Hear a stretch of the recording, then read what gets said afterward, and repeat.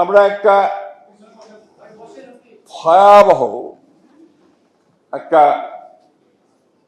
ফ্যাসিবাদের হাত থেকে বেরিয়ে এসেছি, রক্ষা পেয়েছি। আমাদের ছাত্ররা, আমাদের রাজনৈতিক কর্মীরা, জনগণ তাদের বুকের রক্ত দিয়ে একটা গণ অভ্যুত্থানের মধ্য দিয়ে এই ফ্যাসিবাদকে পরাজিত করে তাদেরকে দেশ থেকে চলে যেতে বাধ্য করে।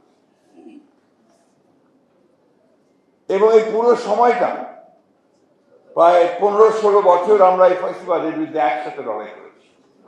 আজকে এখানে আমরা যারা উপস্থিত আছি, আমরা প্রতিটি পদক্ষেপ নিয়েছি আলোচনার মাধ্যমে, প্রতিটি পদক্ষেপ নিয়েছি একটা লক্ষ্যকে সামনে রেখে যে যেভাবেই হোক এই ফ্যাসিবাদ হাসিনা সরকারকে উচ্ছেদ করতে হবে, গণতন্ত্রকে পুনঃপ্রতিষ্ঠিত করতে হবে।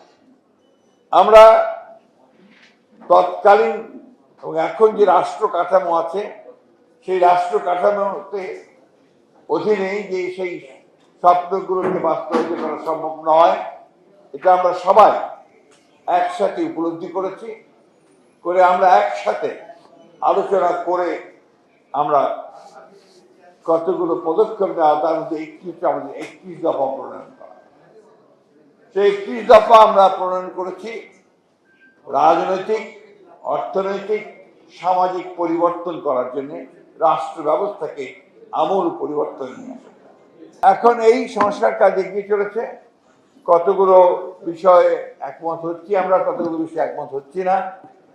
এ ব্যাপারেও আমরা একমত হচ্ছি যে যতগুলো বিষয়ে একমত হওয়া যাবে সেগুলো আমরা আপনার বাস্তবায়িত করব, যেগুলো হয়তো যাচ্ছে না সেগুলো নিয়ে আমরা পরবর্তীতে, অর্থাৎ যখন ইলেকশন হবে, ইলেকশনের পরে পার্লামেন্টে সেই বিষয়গুলো নিয়ে আমরা আলোচনা করব। এই বিষয়গুলোতে আমরা একমত।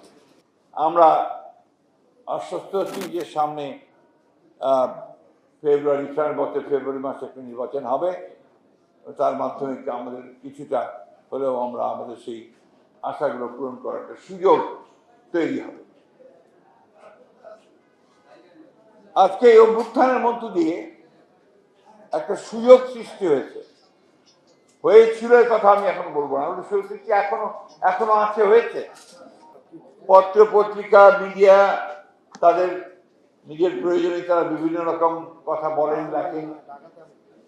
তারা কখনো পক্ষে লেখেন, কখনো বিপক্ষে লেখেন। এরপরে সোশ্যাল মিডিয়া আছে, তারা তো মনের মাধুরী মিশিয়ে গোটা জাতিকেই আপনার একে উজ্জীবিত করেন, আবার আপনার নিমজ্জিত করেন। এই বিষয়গুলো এখন আমাদের গা সওয়া হয়ে গেছে।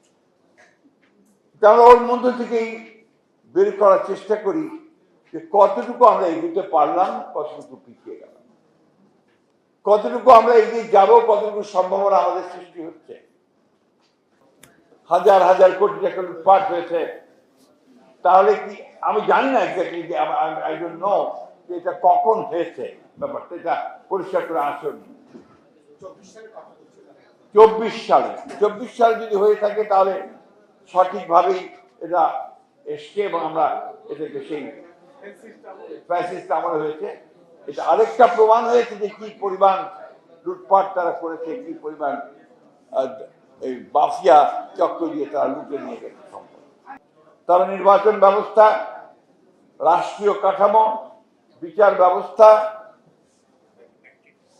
আমলাতন্ত্র এবং শিক্ষা ব্যবস্থা, স্বাস্থ্য ব্যবস্থা সব কিছুকে তারা ধ্বংস করে দিয়ে আজকে চেষ্টা করা হচ্ছে এগুলোকে আবার একটা জায়গায় নিয়ে আসার জন্য।